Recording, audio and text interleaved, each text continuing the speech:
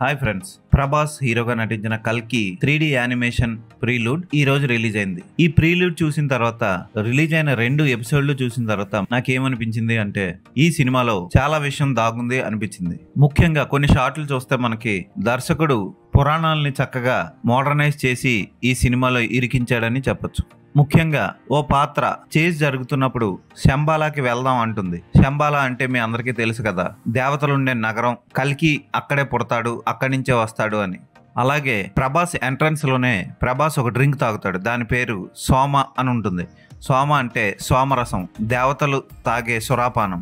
ఇక ప్రభాస్ కాశీలో ఉన్నట్లు చెప్తాడు. అంటే కాశీ నుంచి శంబాలాకి వెళ్లే ప్రయాణంలో ఏం జరుగుతుందో ఈ సినిమాలో చూపిస్తారు అనుకుంటా. ఈ సినిమా పేరే కల్కి అవడం వల్ల హీరో ప్రయాణం గురించి దర్శకుడు ఈ 2 ఎపిసోడ్లో చెప్తాడు.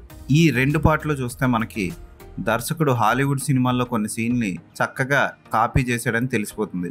ఇన్ టైం సినిమాలో ఆయుష్ని నిమిషాల ప్రకారం ఒకళ్ళ నుంచి ఒకళ్ళకి ఎలా మార్చుకుంటారో ఈ ప్రీలూడ్ లో కూడా యూనిట్స్ అని చెప్పి ఒకళ్ళ నుంచి ఒకళ్ళు మార్చుకుంటూ ఉంటారు. అలాగే స్టార్ వార్స్ సినిమా మీకు గుర్తురాక మానదు, వాటిలో వాడిన వెపన్స్ లాంటివి కనపడుతూ ఉంటాయి. బుజ్జి పాత్రని చక్కగా ఇంట్రడ్యూస్ చేశారు ప్రీలూడ్ లో, కానీ యానిమేషన్ చూస్తున్నంతసేపు ఏమంత గొప్పగా అనిపించదు.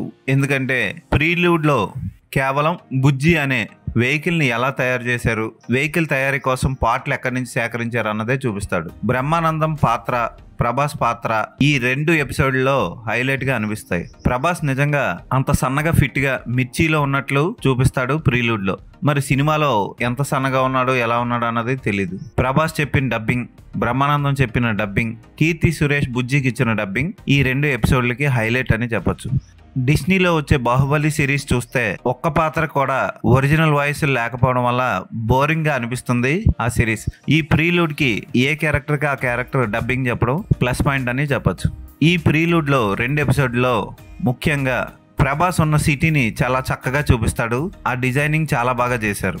అలాంటి సెట్లే కానీ సినిమాలో ఉంటే సినిమా అదిరిపోతుంది, నో డౌట్. కథాపరంగా ఈ 2 ఎపిసోడ్లు ఏమంత గొప్పగా ఉండవు, ఏదో అలా అరగంట టైం పాస్ ఏదో చూసాం అన్నట్లు చూడడం అంతే.